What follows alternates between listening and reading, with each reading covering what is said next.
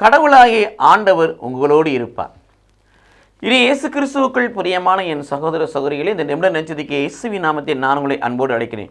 கடவுளாகிய ஆண்டவர் உங்களோடு இருப்பார். கடவுள் நம்மோடு இருப்பதற்கு பல வழிகள் இருந்தாலும் ஒரு வழி, நாம் நன்மை செய்யக்கூடியவர்களாக இருக்க வேண்டும்.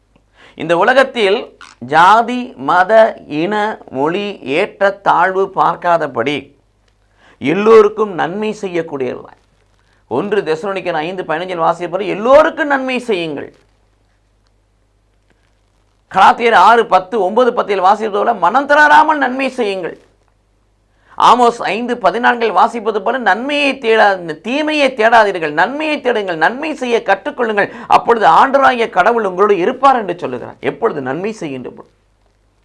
லூக்கா 6:28, வெறுப்போருக்கும் நீங்கள் நன்மை செய்யுங்கள்.